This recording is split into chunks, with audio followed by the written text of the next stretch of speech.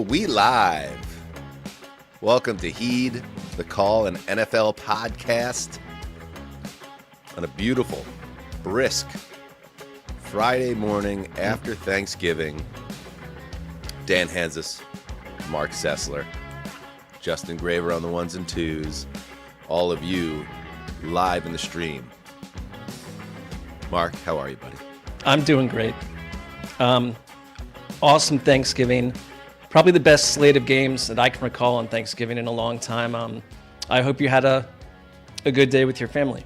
How'd it go? It was wonderful, and yes, it was accentuated by all the football. And we're going to go in order here on the stream and go through every game that was played on Thursday. There's another one today, Friday, that will hit on the Sunday recap. Don't you worry. It's relentless. Don't dare send us mentions and angry subreddit threads about what about the Friday game? These guys don't care. It's like, we'll hit it on Sunday. It'll be touched on. The NFL doesn't get every day. But I will say that, my overall thoughts, Cessy, and Connor's going to jump on at the end of the show to talk about the Thursday night game. But my overall thought about the big picture of it all was status quo in the NFL was upended on Thanksgiving Day, and it was on a stage. To see status quo upended on a stage that was like the main stage at Glastonbury, that was what an announcement to the world. I mean, the superpowers that have come to define football in this decade: Lions, Chiefs, Ravens. They're these paragons of consistency and the envy of the rest of the football world, like Jets fans and Browns fans and Titans fans. No, I didn't just say the three worst teams in the league. They're the three teams that our show roots for specifically. Correct. Anyway, these three teams that are the envy of football, are in mortal danger of not just failing to make a deep playoff run, but to make the playoffs at all, Cessy. And it now sets the stage for a frantic, desperate sprint to the finish line for three Super Bowl or bust teams that are trending toward the latter. It's all pretty stunning. Yeah, I mean, the best thing about late regular season football is when you get closer and closer to the fire. And yesterday felt like a tectonic shift towards that, where it was like, now we can't act like we've got 2 more months to solve our problems and get back to good. It was 3 upsets, if by all accounts. These were all 6 good teams and playing well, but there were 3 upsets, and it put a team like the Lions, for instance, and the Chiefs into a danger zone where you're really questioning where this season goes at this point, and a lot of self-introspection for those clubs. Man, now that Sessy's calling the Bengals a good team, how the tables turn so quickly. Well, I think they what we saw last night makes them into the category of I don't want to play that team right now. Do I think they're making the playoffs? No, but I don't want to play them down the stretch. Mega berserker qualities. Yes, we had a lot of berserkers. Cincinnati Bengals. So let's get into it. And yes, don't want to bury the lead of the teams that came out on top. So because we're going to spend the next 45 minutes or so in the stream talking about how the Packers and the Cowboys and the Bengals had the biggest moments of their seasons. But I think, it was the losing teams that defined Thanksgiving and a new world order here as status quo was upended. Let's start with the first game of the day. As customary, it is in Detroit and Ford Field. The Packers are figuring things out now in a big spot. Hit it, gravy. I'm just waking up right now. It's one of those things where I'm looking right back at my own vision right now, and it's like, oh, that guy, he's not awake yet. Yeah, he is currently waking up. So I got my Java in my. Oh, by the way, merch is out. Not this particular cup, but we're working on it. In time. Yes. People settle down maybe just a little bit on some of the antsiness. HeedTheCallPodcast.com exclusive merch. Anyway, here we go. I was talking about it with my bosom buddy, Bob Castro. His family was one of the groups. There's the merch plug. Good job, Justin. His family was over here yesterday. They stayed over. They're all upstairs. Oh, they're still here. Jordan Love is on Bob's fantasy team, and me and Bob are going against each other. And after the game was over, when Jordan Love converted a pair of fourth downs with scoring passes in the first half, matched his career high with 4 touchdowns, and the Packers had dispatched the reeling Lions 31-24 at Ford Field, I was saying about Love that he's an interesting quarterback because there's about 8 games in the season where he's fine to a little underwhelming. There's a couple games where he's bad, like any other quarterback. And then there's like 5 games where he plays like the best quarterback in football, and he's just unconscious, and he makes every big play. And it's a reminder that if the Packers were to get that version of Love with this defense anchored by Micah Parsons now in full man-on-a-mission mode, Packers can go all the way. And they, to me now, out of the NFC North, Sessy, are the team to beat very clearly, and it's the Lions now at 7-5 that, yeah, they're a team on the run trying to figure out in real time. It's the way they did it too. Just the success, you mentioned it, the aggressiveness on fourth down. They were 3 for 3 on fourth down passes from Love. They were efficient on third down. They were Love was 2 for 2 in the red zone. And you look like this is sort of what I was hoping we'd see consistently earlier in the year, and we weren't getting that. But it's interesting that now like Matthew Golden's not able to be in the lineup. Jaden Reed's not in there. Tucker Kraft's not in there. And these other guys stepping up. Like I thought Dontavian Wicks, obviously the best game of his career. Christian Watson and Love have real chemistry. And you mentioned it with the Micah Parsons thing. It's like, why do you make that trade? What's the destination? What's the reason that you sell the farm for Micah Parsons? And there's a lot of hand-wringing early on, like, is Micah Parsons playing in a way where you want to see sacks, not just pressures? He's been great the whole time. But yesterday was a signature island game where he dominated. And it's like, that's why you make that trade, because you're going to win the division now because you just swept the Lions. Yeah, they're in great position now and playing at a higher level than the Lions. Here's Parsons talking about Jordan Love, the 2 superstars of the Green Bay Packers. That's just who he is. He's going to show up, injured, hurt. He's going to fight for his guys and play at the highest level. Jay Love's the ultimate competitor. There's not too many quarterbacks that I can put up, that fight like him, do everything he's going through. All the injuries, he just comes in and he works, and it's starting to show off. Like, the jump he's making this year has been like night and day. Yeah, and Green Bay gets out to a 10-0 lead early in the second quarter in this game, and then it just had to be so flattening and disheartening for Dan Campbell, the Lions fans, everybody in that building. Every time they pulled closer, the Green Bay Packers would restore that 10-point lead. They always had an answer right down to the final drive where they were able to seal the game. And it was a really impressive performance. And what Love did on offense was matched by Parsons, who had 2.5 sacks. He's got 12 sacks now this season.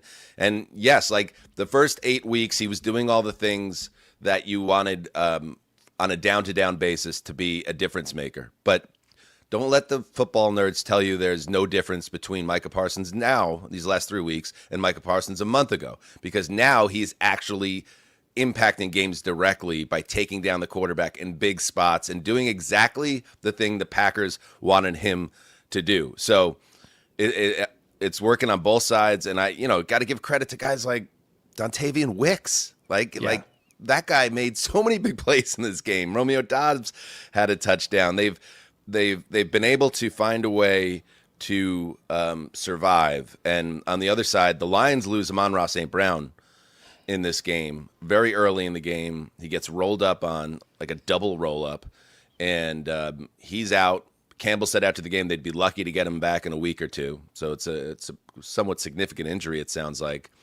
And that is a major concern for an offense that you saw what a destabilizing effect that had. He is the anchor of everything with Gibbs. Let's listen to Dan Campbell after the game. So like I told the team, it's frustrating. I know we got a lot to be thankful for, even after a loss. And look, we dug ourselves in a little bit of a hole. That's the bottom line. We are in a little bit of a hole. But that's just what it is. That's There's nothing more than that. Yeah, it's on. They only had 10 yards of offense in the first quarter, and it kind of shows you that the roadmap when you lose an Amon-Ra St. Brown is you got to figure out what your offense is on the fly, and they didn't get the Jahmyr Gibbs game from a week ago where he's just dominating and creating complete chaos for the defense. It was the opposite, and I'm a little concerned about the Lions in terms of where they go from here, but I do even just listening to Dan Campbell right there from more of a human angle and the way that this team is sticks together. That's the right coach to dig them out of a hole. He's not a panic guy. I think they're not a panic type team, but they've got to go and win these divisional games. You're not going to win the division. That's just the way I see it right now. So they got swept. Yeah, you're a wild card team, but it's not the end. It's not as dire as some of these other I don't view it the way I view the Chiefs situation, which we'll get into. But you're losing guys here and there, and it's this was significant. Dan Campbell had dominated Matt LaFleur. I think he won 6 of their first 8 contests, and now it's flipped in the other direction. And you've just been bested inside a really good division, and you still got the Bears to deal with. Check out the Lions' remaining schedule here. What's going on in the comments, by the way? Fly up anything that's interesting and worthwhile. And they've got the Cowboys next week, then the Rams. Yeah. So when did Mark start looking so marvelous in that gray denim jacket? I mean, he wears it almost every show. It looks good. It looks great. Yeah. Well, it is. I think it depends what time zone you're in, but it's 8 in the morning here, so I'm not at the top of my game.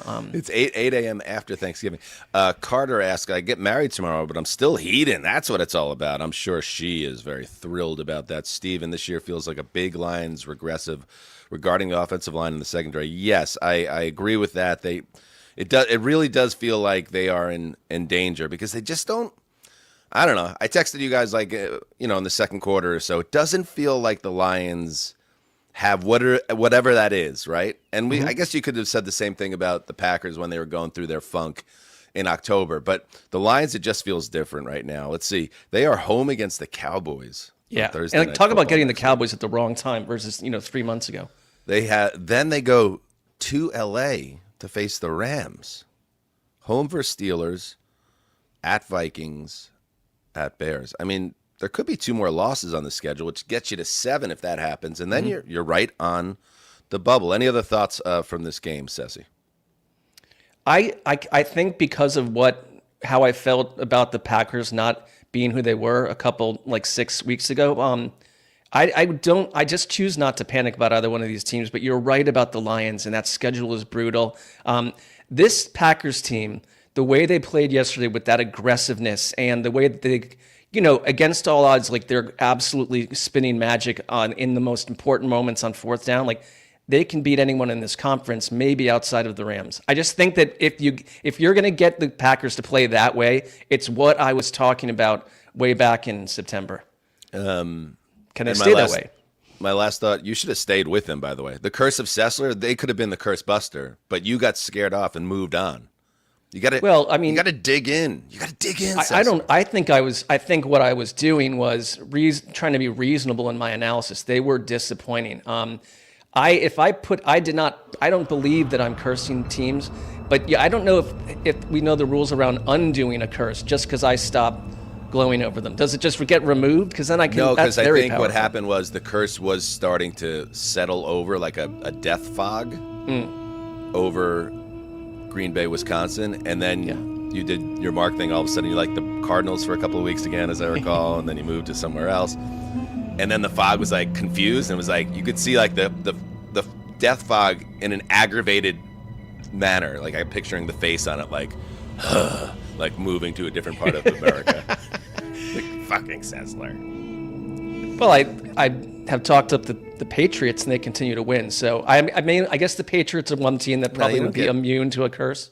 Well, no, just stay right there. I promise you, I will be thrilled if you stay where you are there. Let the fog settle over the woods of Foxborough. That would be wonderful. One last thing. This one was on. Oh no, I wanted to share my last line thought, which is, we all love Dan Campbell. We're always in Dan Campbell's corner. I love Dan Campbell too. Okay, but he yanked play calling duties away from his OC when they were averaging 30 points a game. They've won one of the 3 games where he's the play caller. They're 0 for 7 on 4th down since he took over as play caller. And in general, and I know St. Brown's absence matters a lot here, but I don't know. I just want to point it out that it's not like it's been gangbusters. It looked really great the one game when he took over. Last 2 weeks, not so much. Last thought. It's that's something to watch. Thank you, Mark. And then, because what if you then you can't switch back now? That's the thing. So, he can do anything he wants. He's Dan Campbell. I guess he could. Who am I to say? And now, last thought about the broadcast itself. Mm-hmm. Potentially hot take. I wish Conor was here for this. He'll join us later. But I think Tom Brady has made major strides in the booth. I think Brady really sounds confident and relaxed and is giving us analysis that wasn't there a year ago. And he also had to deal with a little bit of the Brady tax, which is earned when you are Tom Brady. You look like that. You act like that. You're that big of a personality and a figure that I think a lot of us, like we talk about, everybody wants Shedeur Sanders to fail. No, he's just kind of annoying and a gnat and a 5th-round quarterback. People wanted Tom Brady to fail. Tom Brady is a guy that society wants to take down a peg, right? But I think he's doing better.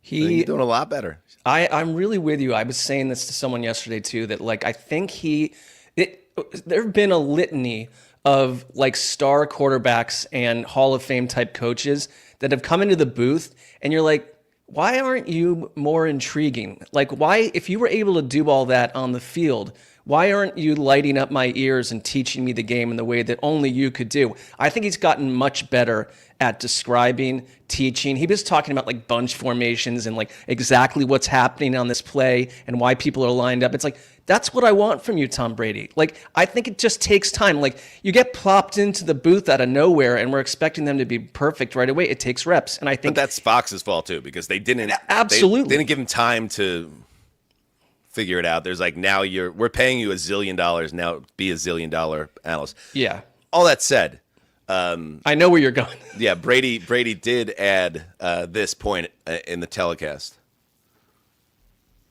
My old coach, Coach Belichick, used to say, guys, football season starts after Thanksgiving. Well, there you go. I mean, the old trope alert. But I just want to say one thing. Like, my old coach, Bill Belichick, used to say, the season doesn't start till Thanksgiving. I have an issue with some of the Bill Parcells erasure around our league. Mm-hmm. That's Bill Parcells that said that. That was, Belichick was his understudy. Yes, that's Parcells a Belichick line. Invented that phrase, and people from Bill Belichick to Rex Ryan to Mike Francesa, like everyone took that and ran with it. But it was Parcells. So if we're gonna use the Thanksgiving platform to celebrate a great man like John Madden, let's not forget a great coach like Bill Parcells, because he invented that silly phrase. Which but the question is, true. Yeah, I would be stunned to learn that he's attributed to Belichick, who probably did say it, but doesn't Brady know that that's a Parcells vintage line? I think he's only in his own Brady world, and Belichick was he never played for Parcells. But anyway, I'm just saying, don't forget about that man. That was a good PSA. Thank you very much. All right, let's. We're just getting started. Here we go. Awake now. That was the warm up. Let's take a quick break, and when we get back, Chiefs Cowboys. Mark, there's a little Thanksgiving tradition I like to call the 3 T's of Thanksgiving: turkey for eating, table for gathering, and touchdowns for winning. And this year with DraftKings Sportsbook, every touchdown could bring you closer to cashing in before dessert. With DraftKings, all the action's in your hands. First touchdown, anytime TD, live bets. Every play, every snap, every game counts. And honestly, when the games get good, the bets get even better. Here's the kicker. If you're new to DraftKings, you can bet just $5, and if your bet wins, you'll get $200 in bonus bets instantly. That's a game changer for anyone who loves the thrill of the game. When the touchdowns happen, we feast. Download the DraftKings Sportsbook app and use code HTC. That's code HTC. Bet $5 and get $200 in bonus bets if your bet wins. In partnership with DraftKings, the crown is yours. Gambling problem? Call 1-800-GAMBLER. In New York, call 877-8-HOPE-NY or text HOPE-NY at 467-369. In Connecticut, help is available for problem gambling. Call 888-789-7777 or visit ccpg.org. Please play responsibly. On behalf of Boot Hill Casino and Resort in Kansas, 21 and over. Age and eligibility varies by jurisdiction. Void in Ontario. Bet must win to receive reward. Bonus bets expire 168 hours after issuance. For additional terms and responsible gaming resources, see dkng.co/audio. Welcome back. I don't typically get to watch our commercials. And I have a note. I look like I should be on the FBI's an FBI list there. Like I don't know what was going on with my look and my lighting there. You're a dangerous man. I mean, I looked like a lost individual, but I'd taken note of that. Now you're doing the gravy thing. I know what you're doing. Now you're gonna have the comment section of the live stream just saying how hot you are for the next 12 minutes. I'm not talking about my current appearance. I'm saying in that particular ad read. Sure. I look like I have. Are we done? Yeah. Go ahead. Yeah. No, just like, if you're a presidential candidate, look out because here comes this psychotic individual. But anyway, Gravy, throw up a couple comments for Mark just to get his confidence back. We need Mark in peak form. This is the post-Thanksgiving recap. A guy with a beard said Mark is hot AF. Is that? Oh, that's how it works. Are we back? Yeah. Thanksgiving was nice. We had actually a lot of boy energy. I have 2 boys. Bob has 2 boys. Our friends Andy and Avni have 2 boys. That's a lot. No girls. We went out there. We did a pretty eventful. So I cooked the bird outside with the infrared fryer. Came out incredibly well. While I'm doing that and having a beer, a local boy, the neighbor boy, falls into our pool. What? And all I hear is, Dan. What do you think Zuzzer does? Zuzzer jumps in fully clothed, saves a boy. I love that. And I'm not, people are like, why would you bring it up on this show? Like, what are you trying to bring attention to your heroism? No, I'm just giving you a rundown of my day. Jumped in the pool, saved the boy, the neighbor boy. Kept cooking the bird. Added a couple more beers. Then we went over to the field, and the children decided we want our turkey bowl game, football game, to be adults versus kids. And we didn't like that. We didn't like the disrespect, putting on the 40-somethings in a big spot.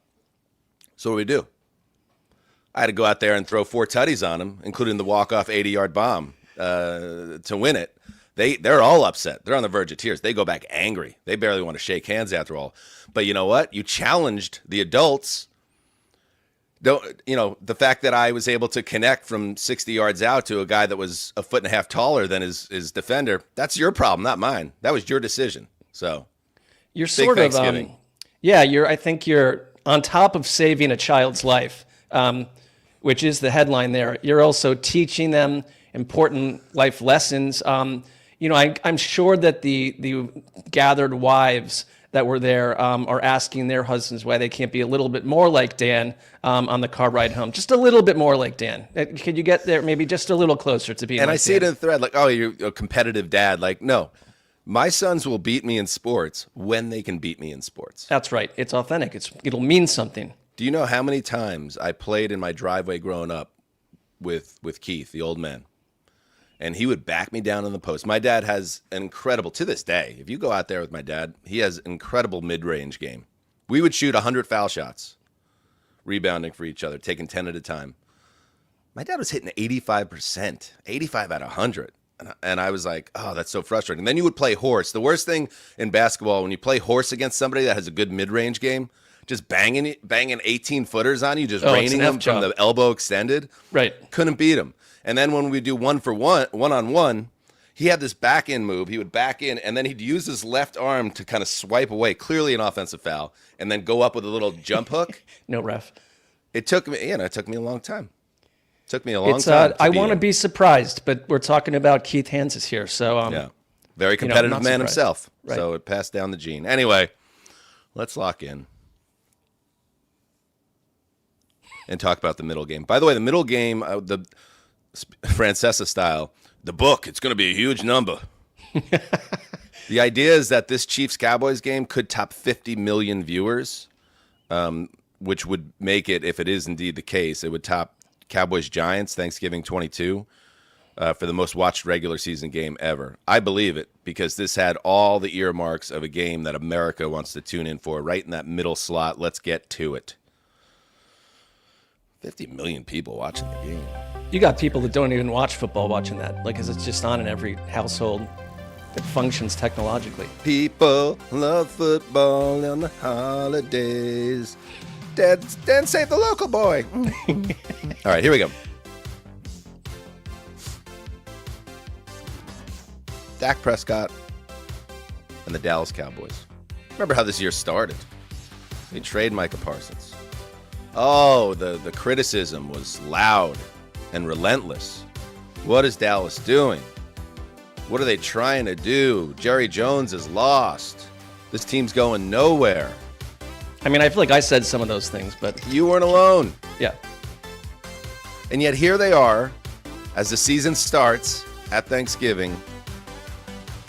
6-5-1, 4-1 at home, and a team that you don't want anything to do with because they have put it together.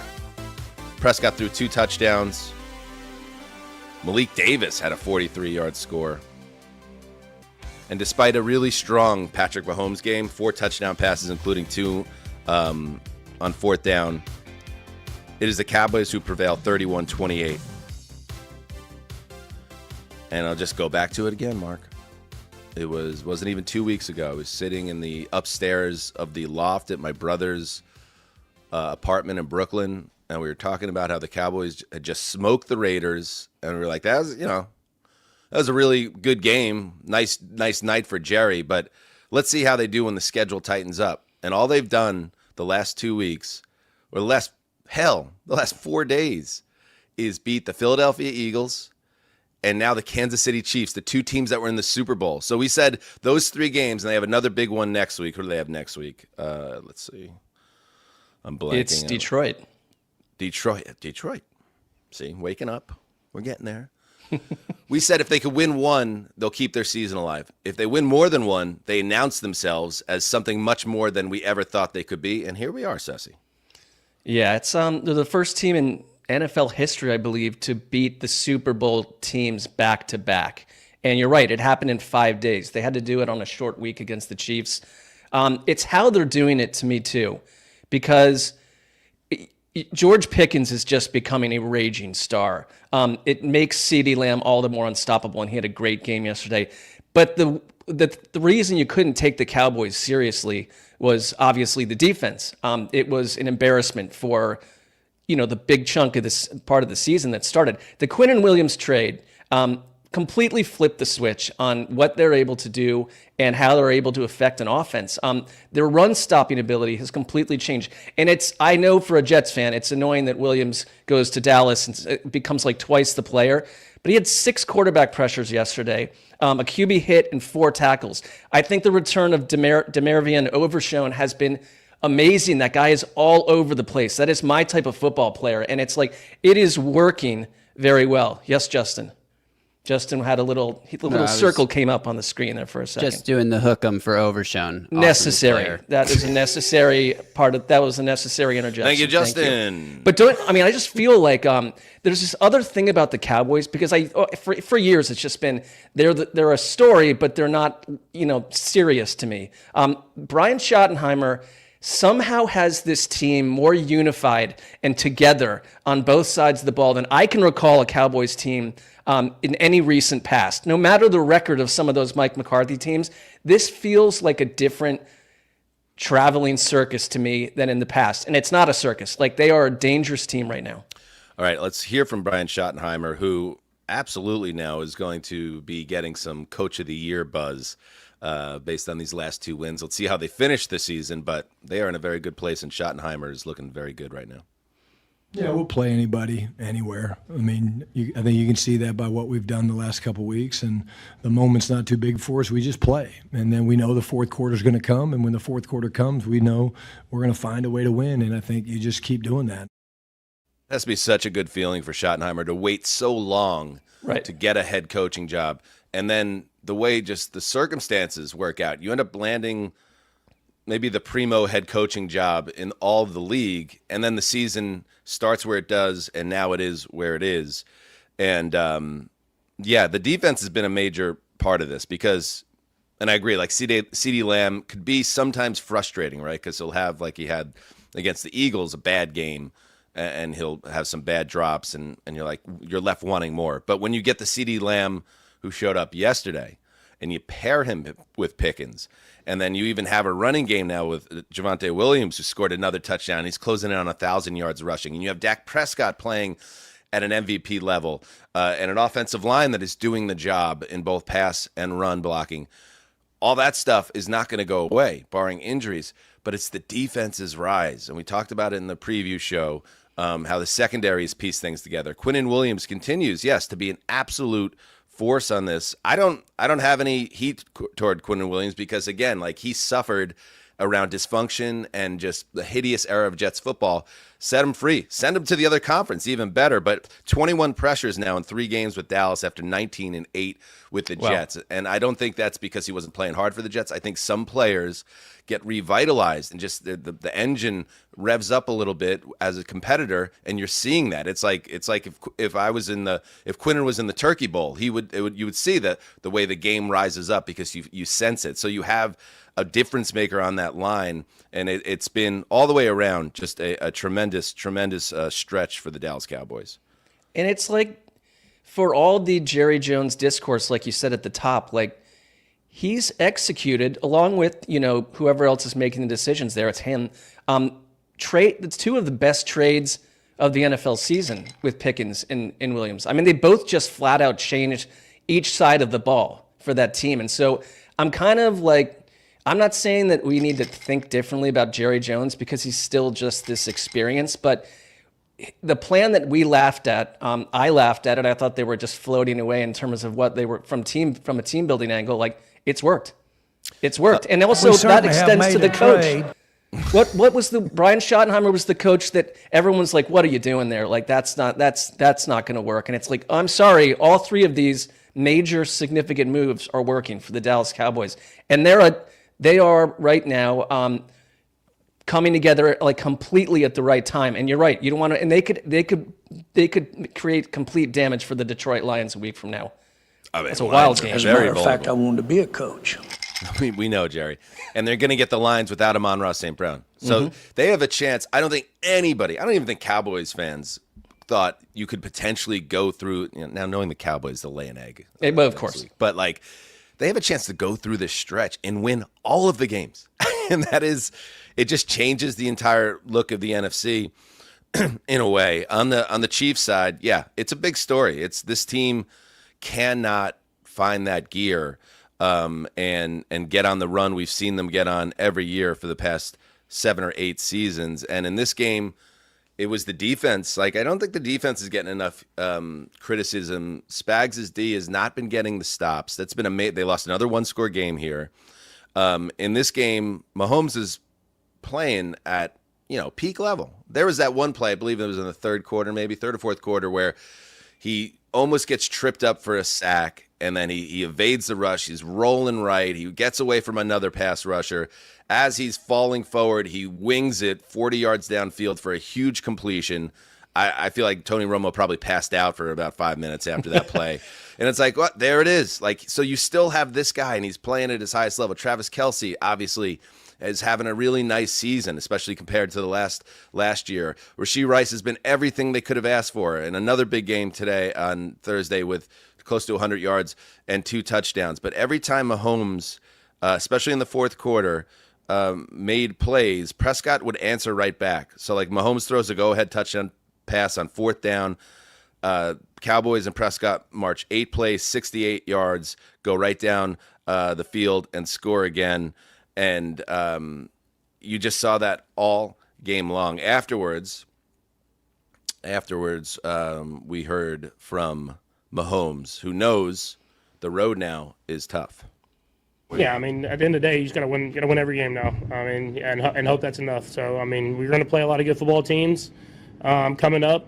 And if we're gonna make the playoffs, we're gonna have to win them all, and that's gotta be the mindset when we step into the building when we get back.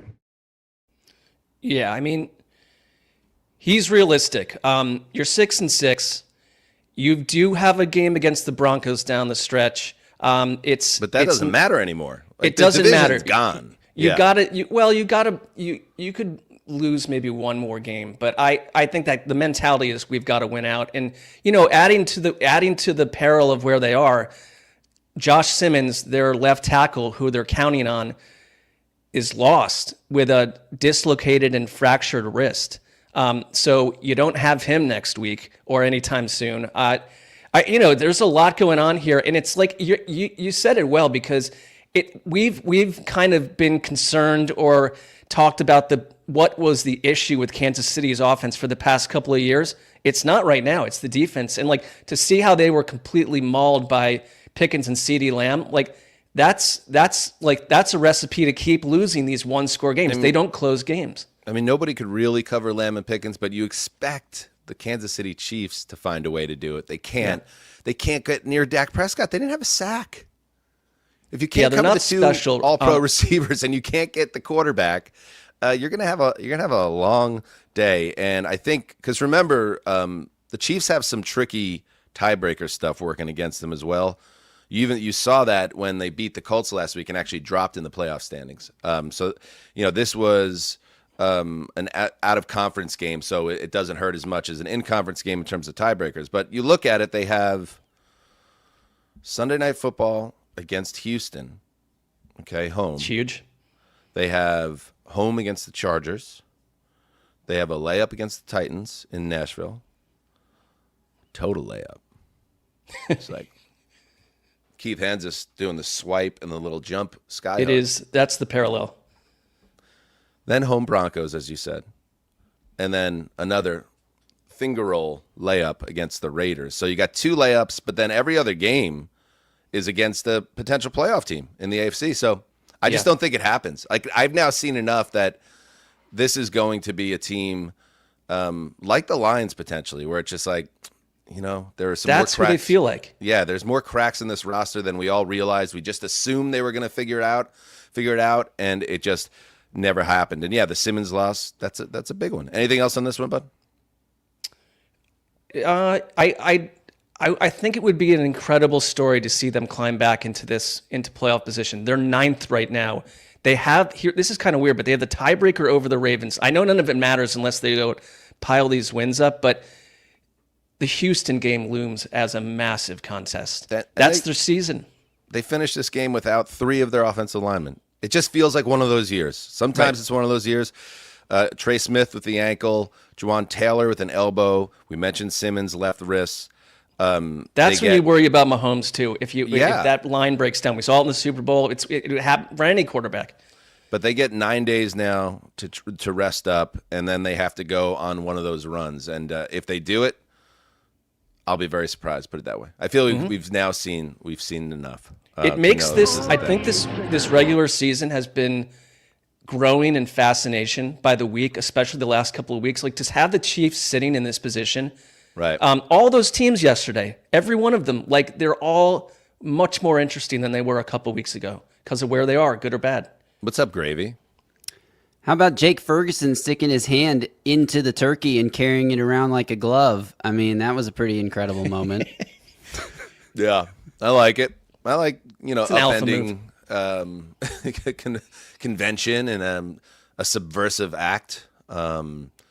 It's like taking the power from the turkey and saying, "I am man." Right. Question: I can manipulate. I've already captured the turkey. I've prepared it. I've cooked it, and now I'm going to desecrate the body in an act of celebration over a pigskin game, which, by the way, is the skin of another beast. I mean, it's a bit of a human flex. It feels like an ugliness of humanity. An annoyance to other, like if typically you're sharing a turkey. So, I don't want someone's hand in there necessarily, not permanently. Did he save a child? No. So who actually performed better yesterday? I think it's clear to the audience. I think it's clear too. We're going to get to the last game, but there's nothing. It was the saddest turkey situation ever in the Baltimore game.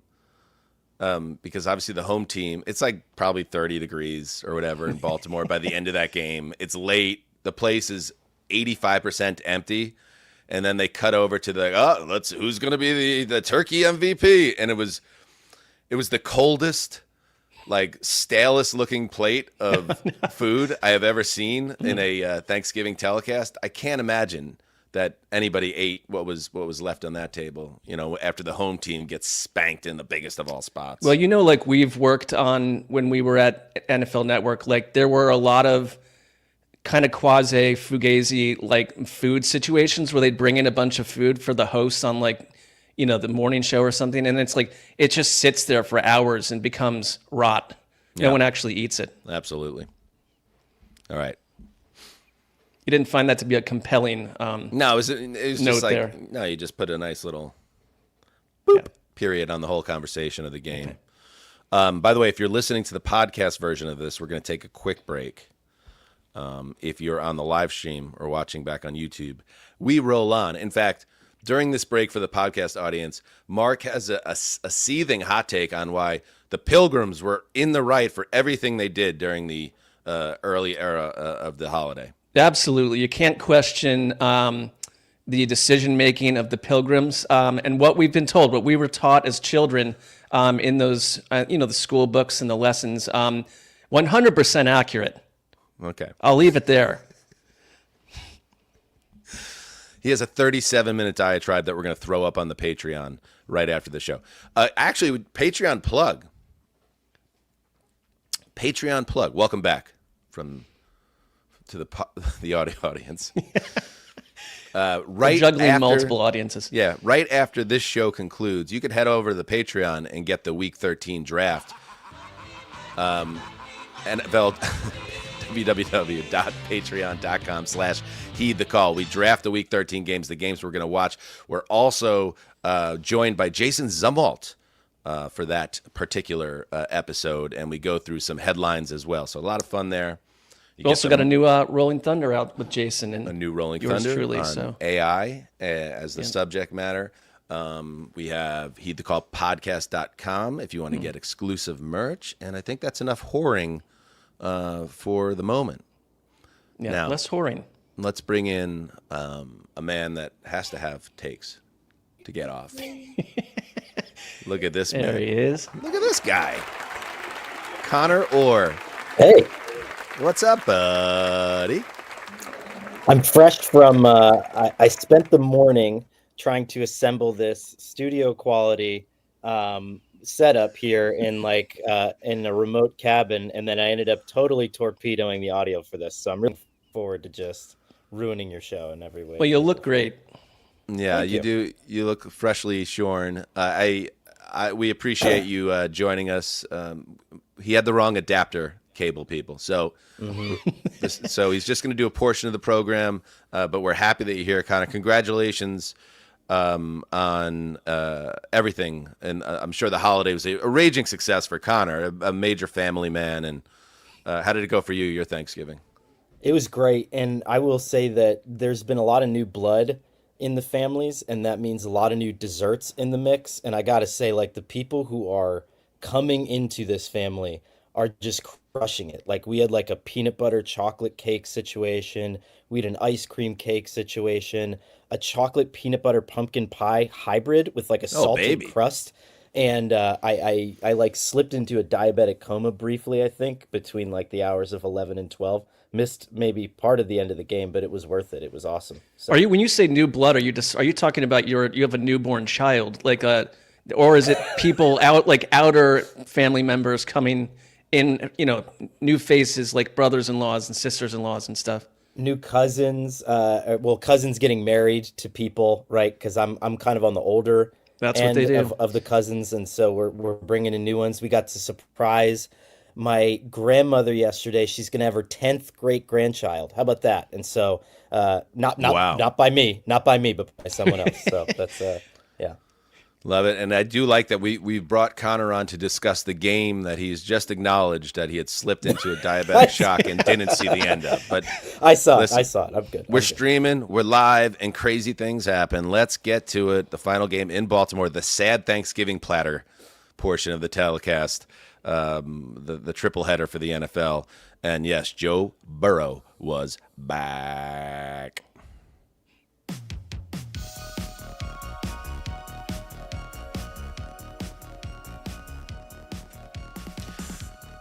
Here's the thing.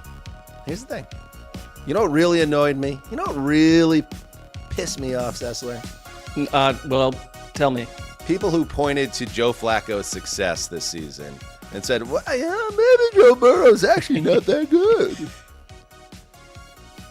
Joe Burrow is special. Joe Burrow is different. Joe Burrow is, I always mess up this. He is the tide that lifts all boats for the Cincinnati Bengals, who defeat the Ravens handily 32-14 in Baltimore in Burrow's return following foot surgery. Cincinnati gets to 4-8, Baltimore 6-6, and looking for answers. And Conor, let's start here. So it wasn't like it was like the greatest Burrow performance or the greatest offensive showing either. Like we talked about a little bit, the idea that Burrow might have some rust in this game, and they stalled in the red zone a few times. Could not cash in on what should have been a gimme score after a Lamar turnover in the first half in this game. But when it was winning time, Burrow made big throws. He got help from a cast of characters that was, it wasn't all Jamar Chase. T. Higgins wasn't even playing in this game. And they just, to the point I was making, like you saw the defense keyed up in this game. All of a sudden a defense that I saw a stat on ESPN that the Cincinnati defense is statistically one of the worst, if not the worst ever since 1978 in EPA. And all of a sudden, they're just snuffing out any Baltimore rally in this game. And you just got a sense that Burrow's return did more than just put one of the best quarterbacks in the league on the field again. The Bengals believe again, and maybe they have berserker tendencies in the AFC. I think it's been a couple of weeks coming now. We've seen two good Bengals defensive performances leading into this game, and then we saw an outstanding Bengals performance where they had as many turnovers forced last night as they did the entire season up to this point. If you actually check the EPA rankings, congratulations to Al Golden. You're no longer dead last. That's the Dolphins and the Commanders who are now behind you. So they have that dubious distinction. But we talked about it, I think, on Thursday's show, or maybe it was a week ago, that out of all this, I mean, they drafted Shamar Stewart. They re-signed Trey Hendrickson because they thought Myles Murphy was being left behind. This guy gets left one-on-one with Isaiah Likely in this game and just dominates again. And so it's not the edge rusher that they thought that they were going to get, but it's the edge rusher that they need. And especially with a hobbled Lamar Jackson, that makes so much difference for Cincinnati. They were the story of the game is Burrow, but to watch like Joseph Asai create complete pressure and put Lamar Jackson in the blender. It was the effort, too. They didn't look like a defeated defense. It was the complete opposite. When Jordan Battle stripped Isaiah Likely at the goal line, like that was effort. Like that didn't have to happen that way. And a dejected defense wouldn't have done that. Like I thought they just found a way to create so many problems for the Ravens, and it was very unexpected. I mean, the Burrow part to me less so because he threw 32 passes in the first half. That's the most of his career. So they sort of said, we're putting our foot on the gas right away. We're not kind of easing Burrow in. I mean, he looked healthy to me, completely healthy. Like that does make them a berserker team. I said I don't think they make the playoffs with that record. There's no way. But I do think that you don't want to deal with them if that defense is a couple notches better or anything like we saw last night. And here's the thing with Burrow. I mean, a lot of those misses were on timing routes. And what do you need to complete timing route passes? You need time, right? Mm-hmm. And so I was surprised that they called so many of those in the red zone, and I think those were almost directly responsible for some of the misses in the red zone. But you give him 2 weeks, and he's going to be hitting those 10 out of 10. And yeah, it does speak again to the level of confidence and trust they have in Burrow to not ease him back into the game plan at all. To Mark's point, Burrow became the first player this season to have 40 or more passing attempts through 3 quarters, per ESPN research. His 42 attempts before the final quarter were the most by any QB since, ellipses, Joe Burrow, 2023, when he did that in Week 3 against the Rams. What about that Jacoby Brissett game that we were all annoyed by? Like, I mean, it feels like that would have like 42. The game when they lost 42-22, and now his jersey's hanging in Canton. It wasn't successful, but he threw the ball a lot in that game. So here is Joe Burrow after a very, very, and by the way, they were 4-8 last year. We don't have to go back in time to find the last time the Bengals got hot and went on a run with a bad defense and an all-time quarterback. I think he's an all-time quarterback. They went 9-8 last year. Didn't get him in the playoffs, but they can do it again with Burrow. They're good at going 4-8. We know that. We'll see what happens here. But they have a chance here. I really do think they do. All right, here's Burrow after the game. Certainly hasn't been easy on me through 6 years from a lot of different angles, but I've worked really hard to put myself in position to be back out there, and a lot of people around me have done the same. And there's been a lot of discussions and a lot of time in the training room, and it's just a lot that has gone into this. And I'm proud to be back. I'm proud of that coat and the hair just falling they showed his him face. Yeah, and they showed him walking into the stadium and was like, what is going on here? But we know he's a fashionista. The best, man. He knows it. He leans into all of it. And, yeah, one more point. Yes, winning out is going to be very difficult to do. But, man, the AFC North is a mess. Yeah, it could be one of those. North is a mess. And Lamar Jackson on the other side of it, quarterback-wise, I mean, geez. He is just not playing anywhere close to the MVP level he's played at the last 5 years. He turned the ball over 3 times. He is just not able to get the offense in a groove. Like, there's no sustained consistency to their attack. He's, again, not the same difference maker on the ground with all these lower body injuries. And after the game, he sounded like a very frustrated franchise star. I can't describe the level of frustration. I'm ticked off. It's not even frustration. I'm just mad because, like I said, we can't have that. And turnovers is a big part of winning, losing games. And turning the ball over, giving them an extra possession, this is the outcome. So there you go. So the offense is not playing at the levels we're used to. The defense is been very good. It's been very good. In fact, that was the first time they allowed over 20 points in a game since October 5th. But kind of a lot of that was soft schedule, and we've been on top of this, and we talked about it on the power rankings, that the Ravens were a little bit of a paper tiger during the winning streak they were on. And now after you see them play the way they did at home in this spot, you're like re-examining the AFC North. You have the Steelers, and they have obviously a big game this weekend against, who is it, the Bills they have this weekend? And you have now the Bengals got Burrow back, and Baltimore at 6-6. It's a wide open division, and whoever gets to 9-8 may actually have a home game in the playoffs. Yeah, and the Ravens aren't aging well. This entire division is not aging well, and that's why I wish I kind of jumped on your Burrow berserker take a little bit earlier instead of throwing cold water on it, because you say what you will about Cincinnati, but they're like the youngest and most athletic team in the division right now and may just have enough stamina to survive at the end. I mean, Baltimore just looked old yesterday. They looked so old. And you could see how much, like, Kyle Hamilton was playing like 11 different positions for this team, and you could see how much he was patching up on this defense. It's just everything's kind of breaking through for this team right now. It doesn't look good. There was the one play where Lamar lost the ball on a pass attempt. It just slipped out of his hand. It's like, this is it. That's a human thing. It was cold out. I get all that, but these were these little moments that were not happening to Lamar Jackson a year ago. I kind of feel like his body just isn't right, and that was very evident in weeks past. But it just doesn't seem to be all there physically. It's a different quarterback. They lost 3 fumbles in the first half. They turned the ball over 5 times in this game. All 5 of the turnovers were on passing plays. Yep. Derrick Henry continues, he gave them a touchdown run early, and he's fine. He's fine, right? But they're not able to. It's like there's no pivot right now. It's like, okay, we're going to have Derrick Henry drive, handle the captain of the ship. It's like you're going to sink or swim with Lamar and this offense getting it figured out. We're not there. And again, just like the Chiefs, it's almost like you've seen enough where it's like, I don't know if this team has that second gear this year. And if this team, just like the Chiefs, don't have a second gear, like the AFC is going to look totally different come January when we get to the playoffs, which is a little bit, I know, especially for somebody like you, Ceci, you get a little like ground down by the same teams involved all the time. We might get a totally different landscape of the AFC come January. I love this season for that reason. There are, as Conor would say, there's new blood.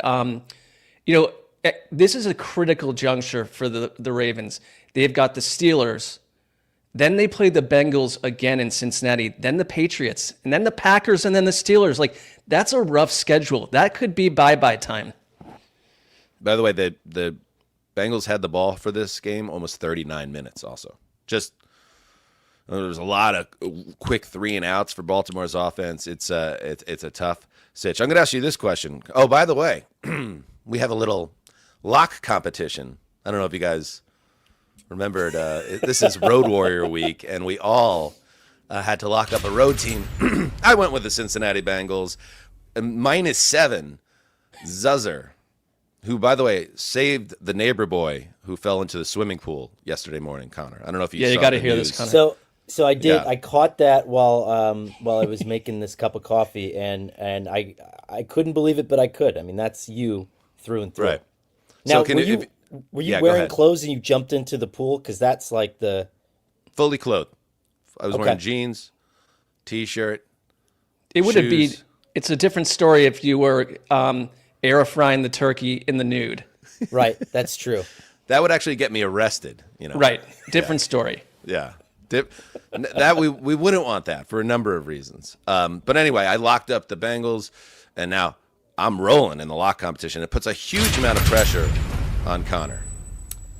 Yeah, this Black Friday Bears-Eagles game, which I was pretty content to ignore and just will out of existence, is now going to become the centerpiece of my day, which is just pretty terrifying. I see someone in the chat says, "This is why I hate Dan." Oh, because I saved a child in a swimming pool? That's cynical. You dick. I know what you'd be doing, Julian Ponce. What did you want him to do? Not do it? And then be like, You that's dweeb. what, yeah, I'm not Dan anymore. I'm not going to say How old was the child? The boy? The neighbor boy? Yeah. It was 16, 17. I was going to say you saved a teen. No, he was like, he's a high 5. school teen. He's a 5-year-old boy. Well, you did the right thing. Don't let. I don't like to bring let the attention people in to the it. chat. I don't like to bring attention to it. There might be a photo. I'll get a photo. There is a photo out there that was snapped at the moment of grace. This was like staged by your agent. Shout out Evan, WME. All right, here we go. Let's wrap this up now. Shout out Luis for dropping a tip, a super chat in the live comments here. Great stream, fellas. Go Broncos, F the Chiefs. We appreciate any and all tips. That's very like nice, this. Luis. And also, Well, where does the money go? If you to Justin, to Justin's wedding fund. No, to fund Justin's gambling losses, which are mounting. I did have Chiefs over 10.5 wins, but I also have Broncos to win the AFC West. So it's kind of a watch, you know. Do you have any other updates? No. Okay. Thank you, Justin. If you're on the live chat and you're not subscribed, please do it. Like, bang that subscribe. What should we do to subscribe, Mark? Smash it. Smash it. I love when Sessler, I want to know where the $4.99. Where does the four? I want an actual answer on that today. We're not joking. Justin is in a very deep hole with some people that break kneecaps. Okay, fair.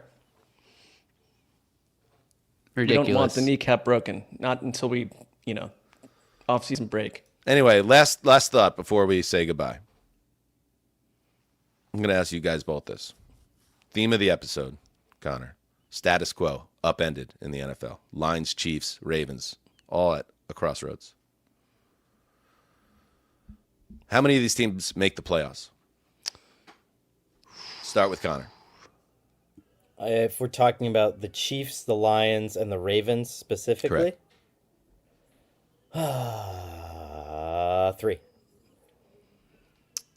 All 3 make it. Yep. Okay. How many of these 6 make it that we saw yesterday? I have to agree with 3. No. 3 Lions, Chiefs, Ravens. Those 3 of teams. those 3, Lions, Chiefs, Ravens. 1. Which one? I'm gonna go Lions. Yeah, I'm with you on that. I think the Ravens. I'm still going to take the Ravens to win the division. I can't quite get there with the Steelers or the Bengals. So I'm going to go 2. But I think the Lions will get there. But it's kind of depressing because they're quasi-America's team. Now I see the Lions getting in the playoffs and then going back to Philadelphia or something when it's freezing and just having an ugly ending to their season. But I don't think their season's up. But how about that? None of us, only Connor picked the Chiefs to make the playoffs. From where we stand right now, they have a lot of work to do. But it's not over for any of these teams, but it's getting late earlier than we expected. All right. Anything else before we sign off? There's another on this donation. If you look down there. Ryan. This is a very on brand for our company. It's like, let's illuminate that people can tip when there's 3 minutes left in the show. Yeah, shout out to Rinton820. Hope the kids' family sends Dan a signed football, much like Dabo Sweeney once did. The neighbor boy's dad is a listener to the show. I'm not going to say anything to him, but and we'll see if he listens to this particular episode. MLB41 is funding Justin's Lake House. Thank you very much. We appreciate it. And Ryan Hansen 11, $4.99 specifically designated as a donation to Connor's TNC fund for adding 20-inch rims. That would be incredible if you pimp out the pre-owned TNC, which maybe we should actually put that money into some safety measures because it is one of the more dangerous cars on the market, driving on the highways. I was going to say getting it an actual transmission that meets safety standards would be the first move on that one, but we roll on. All right. Beautiful, beautiful, beautiful. Thank you to everybody that jumped on the live stream. Good numbers. I think we had over 1,000 people or close to it. At one point, the audio audience will get a version of this program as well. The Patreon is up. The draft, as soon as this goes, you could head over there if you want to get some of that with Zumwalt sitting in for Connor. We'll see if Connor's happy with Zumwalt's draft on his behalf. We'll pay that off on Sunday night, the Week 13 He tried to do flagship. something wild in that draft. We had to slow. You have to go see, but we had to slow Jason down from doing something wild. The audacity of Zumwalt. He was trying to trade future number ones, Connor, to move up in the draft. It was like in the worst draft, like the worst great games we've had. I had to David Stern his ass and be like, whoa, we can't be playing with someone else's future here, Zumwalt. You're mad with power. It's like when you ask the kids, can you just stir the soup for like 2 seconds and then you go back and the entire kitchen's on fire and you're like, Jesus Christ, what happened to all my number 1 picks? Yeah. So yeah, check us out at Patreon. Go get the merch if you'd like. And then Sunday night we'll be back with the flagship program. And that's it. Good job. Hey, the producer, live show, live stream. Beautiful job. Magnificent. Mark, final words as people head into their holiday weekend. I am thankful for most of the people in the chat and each of you. Okay. Not the person that dismissed. You got to hit the ending, though. You got to hit when the music hits. Yeah. For the outro, you have to land the plane before that hits. Okay? So you get one more chance. Here it comes. Take it away, Mark. I am thankful for Jesus most Christ. of the Heed people. the call.